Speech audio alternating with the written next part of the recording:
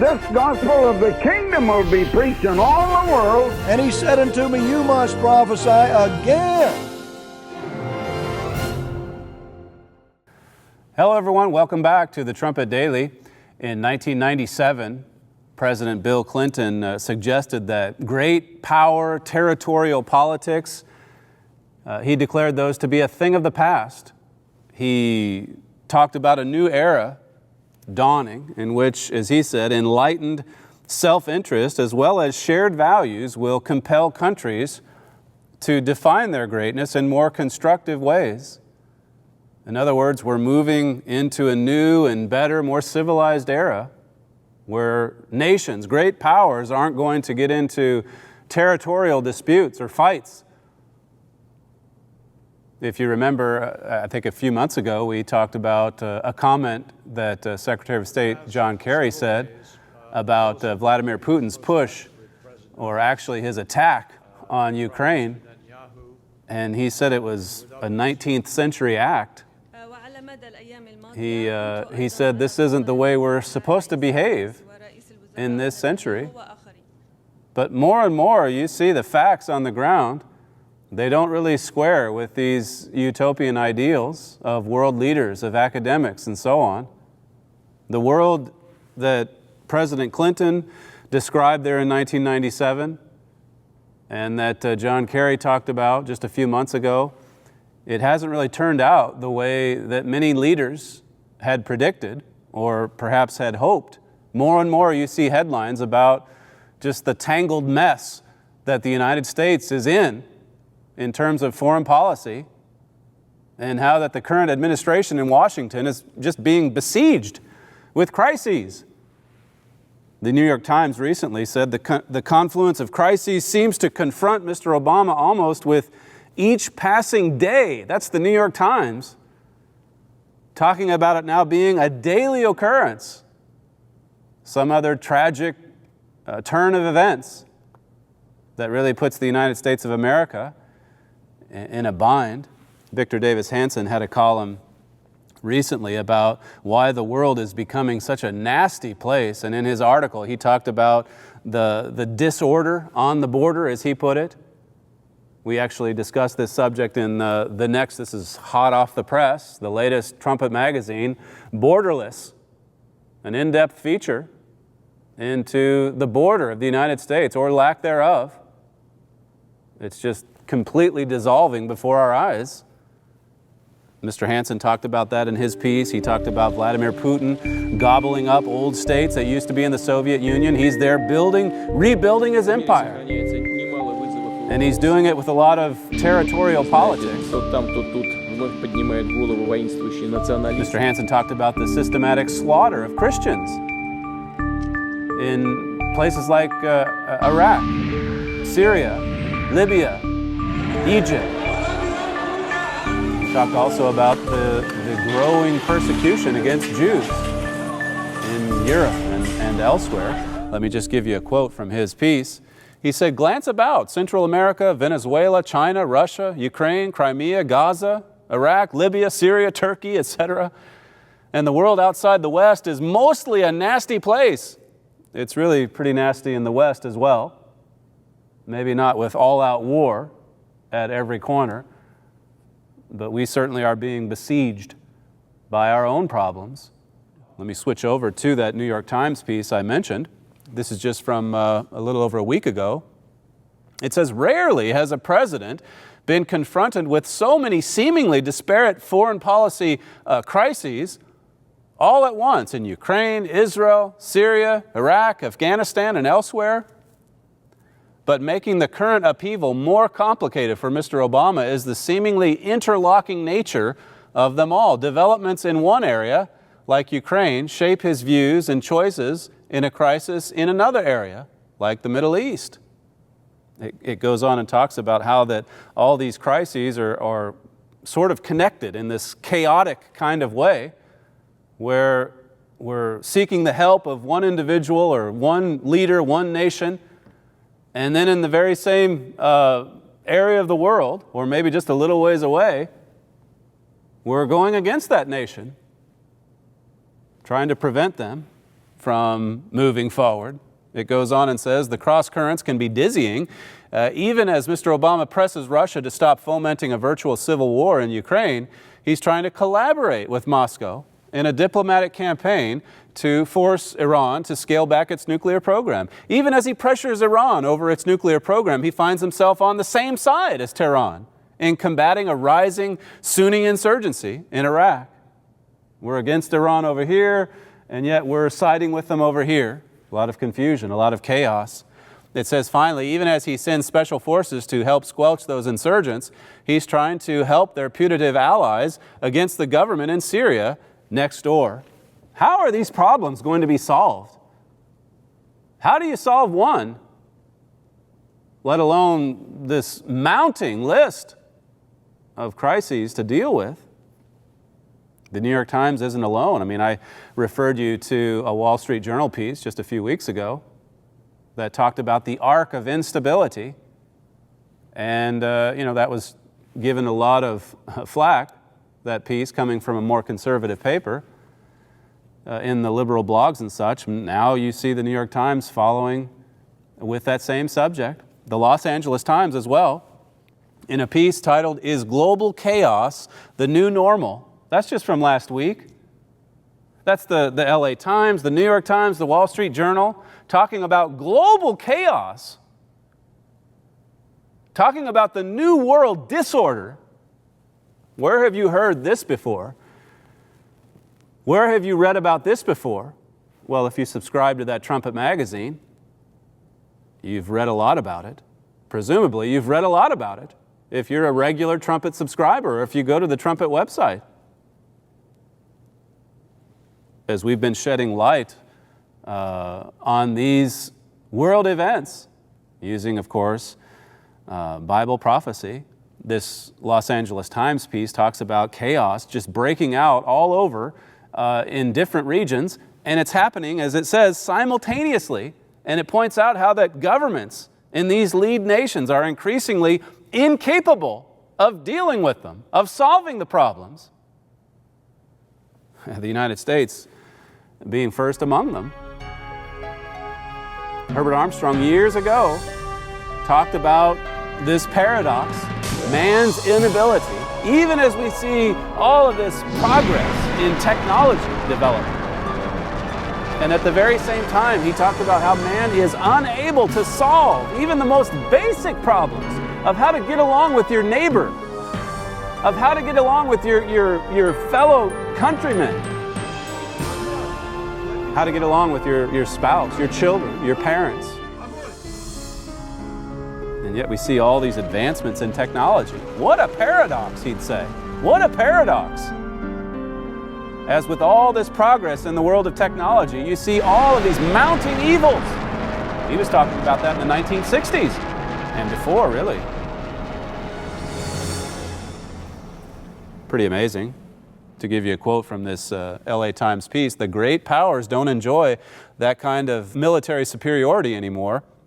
The United States spent more than a decade in Iraq and Afghanistan, but couldn't fully pacify either country. It says later, at the same time, outside powers like the United States have lost their appetite for fighting long counterinsurgency wars. I'm picking it up in the middle of a couple of thoughts here. But it concludes with this. The result is what one scholar has called an age of entropy, a leaderless world with no superpowers to enforce order. That's the age that we're in. It's worsening, in other words. It's degenerating. It's not at all progressing, like many believe, hopefully. It's not progressing. We aren't entering a new world where violent conflict between nations over territorial disputes is a thing of the past. We're seeing those kinds of disputes on the rise, and it's about to explode. I just want to read one verse to you from 1 John 2, if you'd like to get your Bible and read along. We went to this just a month or two ago, but it's worth reading again in the context of all of these headlines. These are just from the past 8 to 10 days, and they point out how that we're just living in a much different world than we were even 5-10 years ago. Look at how much the world has changed in the last 5 years. Look at how much it's changed since 9/11. Look at how much it's changed since the late 1980s. We've talked to you, if you've read our material, we've talked to you before about these significant periods and what God prophesied to happen after the death of His servant in 1986. And then more recently, after the strike on 9/11, back in 2001, here in 1 John 2, I'll read it to you from the New or the Revised Standard Version. But here John is putting the emphasis on time. That's the way the writers of the Bible talked about these latter days. They didn't say that it was going to progress and get better and that you'd eventually move past this tendency to solve conflicts violently. All of them, including Jesus, talked about it getting worse. So much so that it's the worst conflagration of violence and warfare ever to come upon this earth. Great tribulation, as it says in Matthew 24, such as was not since the beginning of time. That's how the Bible describes it. Here's the Revised Standard Version of 1 John 2:18. Children, it is the last hour, and as you have heard that Antichrist is coming, so now many Antichrists have come. Therefore, we know that it is the last hour. When this widespread deception comes, then you know it's the last hour. Or, to use some of those other verses, Matthew 24 or Daniel 12:1, Jeremiah 30 and verse 7, you can know, as Jesus said, when it's near, when it's even right up to the door. You can know these things. If you're watching world events, you can know that we're running out of time. You can know that we're entering into a time like no other. I mean, this time around, as you see all of this chaos spreading, this time around, I mean, look at the weaponry that man has at his disposal that he didn't have in World War II, that he certainly didn't have in centuries before that. Look at what can be destroyed with just the push of a button. Look at how widespread the destruction can be. These are dangerous times. We are barreling ahead to the fulfillment of Matthew 24, verses 21 and 22. Great tribulation, great tribulation. In his book, The Last Hour, it was basically built around this very verse. My father said, we may be witnessing the worst hour ever in God's work. From now on, we are in the last hour, a time like no other. We'll experience the worst turmoil and violence ever on earth. That's the period that we're entering into. The worst ever. Another comment, we now live in a dramatically new and far more dangerous time. It will be the worst hour ever in human history. It's amazing, even as the chaos spreads, how many still come forward, just like Mr. Carey from a few months ago, and just give a little slap on the wrist and say, hey, that's so 19th century of you. And yet look at the world of the 21st century. Technology has advanced, but evils have multiplied as well. One last quote from the booklet, it's all about the worst hour in human history. Now, it's not just prophecy that reinforces this lesson. If you've been reading the news, we had a program on it way back at the start of the year in January about the eerie similarities between this year, 2014, and 1914, 100 years ago, when the world back then, I mean, in that day, there was all this talk of breakthroughs in technology. There was all this talk of the global community, of everyone coming together. There were people talking just like John Kerry today about the advances, about how we're so closely connected that surely we're not going to get involved in large-scale warfare anymore. And these were the sorts of things that were said right before World War I. History, in other words, is repeating itself. People back then were saying what some are today, that, oh, well, a widespread, worldwide conflagration, it would just be too destructive, and, I mean, we're too sophisticated, too advanced, too civilized to ever descend into something like that. something so barbaric, something so primitive. But now look at the headlines. Look at what you're reading in your newspapers if you're reading it. Again, leaving aside prophecy for a moment, the alarm is sounding, not just from this organization, not just from our literature. More and more, even in the media, journalists and the like, are commenting on just how dangerous this world is becoming. Another, in the latest example on the 1914 parallels, because it's the 100-year anniversary, you've seen articles like this, it seems, every week this year. Today's parallels with 1914 are very worrying. That's from the Telegraph. It says this was a time, speaking of 1914, this was a time of unprecedented international travel and trade, of exchange of ideas and technology. It was entirely reasonable to assume that tribal, national, and regional conflict was a thing of the past. It was reasonable back then, with all the advances, to think that, this violent conflict or regional conflict was a thing of the past. But then the war came, and another one not very long after that. Jumping ahead now to this year, today, it says here, the same article, all this might not matter so much if it were against the backdrop of a generally stable world economy. In other words, it goes on and talks about all the problems of today and says, it may not matter as much if there was stability in the economy. But look at the world economy. Look at the national economies around the world. It says, but very few would describe it as such, pregnant with a record amount of debt. Emerging markets are now piling it on with the same reckless abandon as the West, and highly reliant on the steroids of artificial monetary support. Financial markets, it says, have rarely looked more vulnerable to unexpected shocks. I don't want to over-egg the point, he says, but the parallels with the calm before the storm of 100 years ago are impossible to ignore. See, the parallels are impossible to ignore. And yet, really, it's quite possible for many to ignore it if they just tune it out and plug in to some of their very sophisticated and progressive devices. It is possible, actually, to ignore what is happening.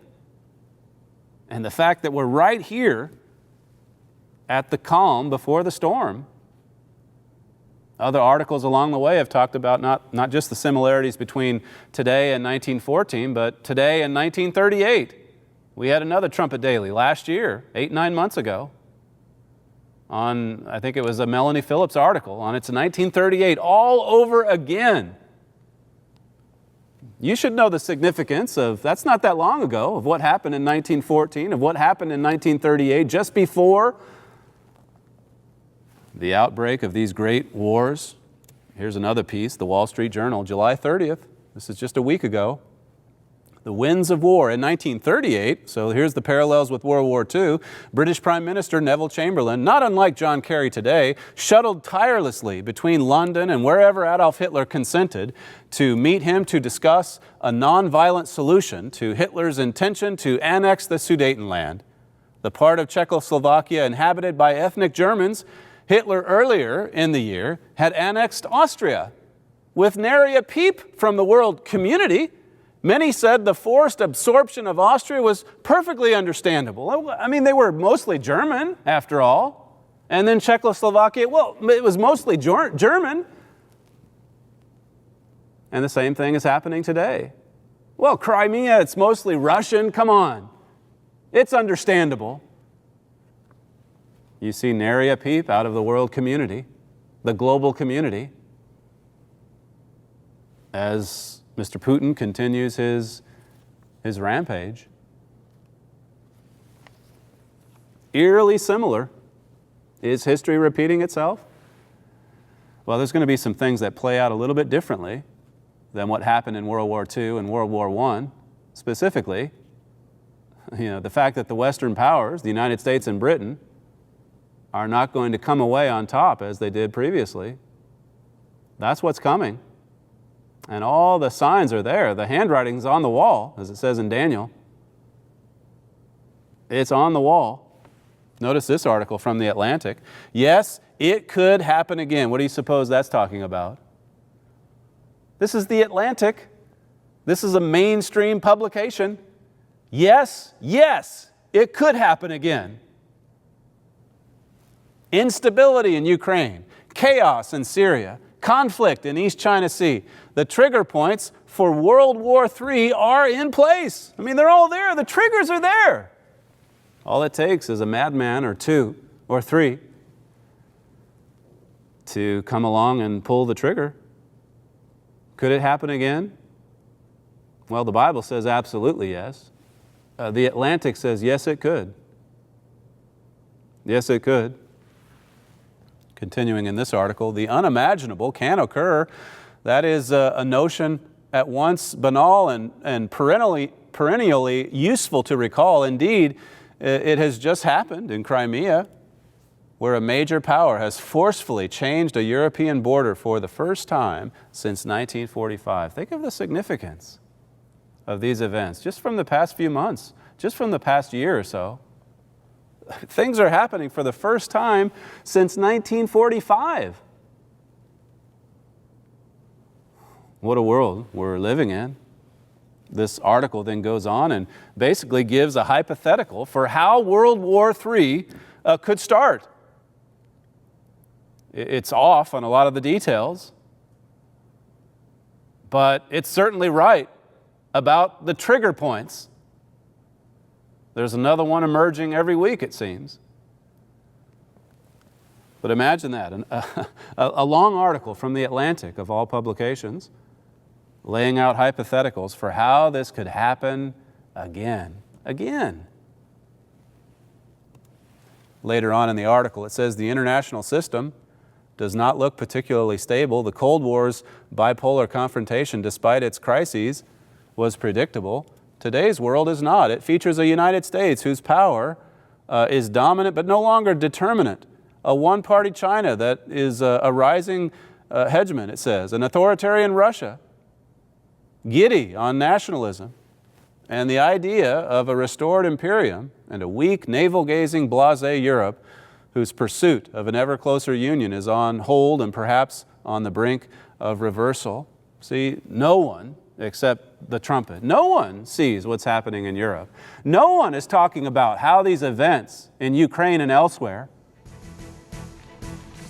are adding a sense of great urgency in the heart of Europe to downsize, to consolidate, to put their faith in a strong man, just like Russia has. That's coming. Nobody talks about that, though. They look at Europe, they look at all the disparate parts, they look at some of the sagging economies in those nations that Germany has bailed out. They look at the fact that the UK eventually is going to be on the outside looking in. But we've talked to you about all of these things because they're prophesied too. Daniel 2 talks about it being a mixture of iron and clay. But look, when it has the iron leadership, then it's going to have the iron strength to go with it for a few short years. And then we're going to see violence and confrontation like we've never seen on this earth. It's all prophesied. It's all prophesied. And while they might get a few of the details wrong, some of the commentators, if you sift through it and base it on what the Bible says will happen, you can see, again, the signs are there. The trigger points are all there. They're in place.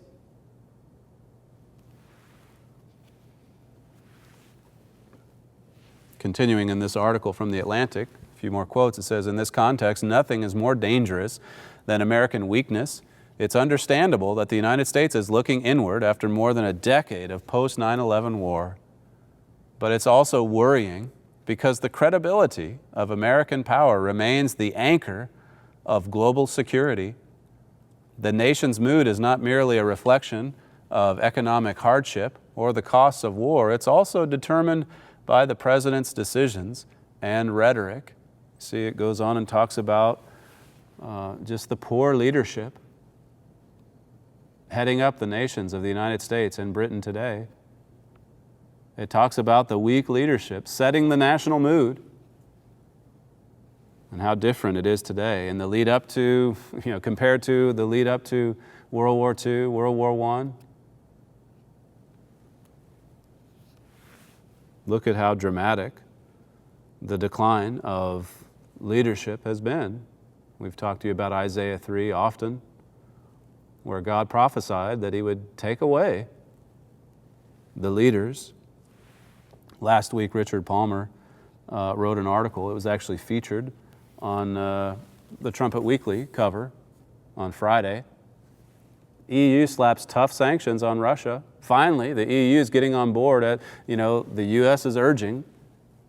The EU gets on board with tougher sanctions, as he brings out. They're not really that tough, but it does ramp it up a bit. And as he brings out in his article, the biggest potential impact of this escalation is the fact that it could lead to an escalation from the other side, from Russia, from Putin. He hasn't exactly backed off since the jetliner tragedy a few weeks ago. He hasn't exactly been pulling back out of Ukraine. He's still pushing. And now with sanctions, what will be the next move? Well, you're clearly going to see two opposing camps, two formidable presence there in Europe, Russia, and all the while we see the United States navel-gazing, as one of those articles said. How significant are these times that we're living in? Mr. Palmer, in his article, quotes from a piece, that's his article, EU Slaps Tough Sanctions. He quotes from this piece by Ambrose Evans Pritchard. Calm before the storm as Europe poised to join economic war against Russia. That's how Pritchard puts it. We're just right at the calm before the storm. Look at what he says. This is how he concluded his piece. In the 30 years or so that I have been writing about world affairs and the international economy, I have never seen a more dangerous confluence of circumstances or more remarkable complacency. That's coming from a man with 30 years of experience writing about international affairs, the international economy. He's never seen it. He's never seen a convergence of chaos quite like he sees today. He's never seen more complacency to go along with it. So here's another one, another individual that is sounding the alarm. The Trumpet certainly is a lone voice, the Key of David, those productions coming out of this organization. It's a lone voice in the spiritual sense. But if you're watching world events, you can see that there's more and more voices that are out there sounding the alarm. The question is anyone listening? Will you listen and heed this warning message? I want to refer you to He Was Right, this fantastic publication that we've put together based upon the sure word of Bible prophecy and the 50-some-odd years ministry of Herbert Armstrong in proclaiming those prophecies, in proclaiming that truth. This is essential reading if you're going to understand Bible prophecy, and it will electrify you and get you excited about watching world events. Added to that, we have the two magazines or publications that I referred to earlier, that Trumpet Weekly that comes out each Friday afternoon, right into your email box, free of charge, no cost or obligation to you for any of this material. And then, of course, the Trumpet Magazine, which comes right into your mailbox out on the street, free of charge every month.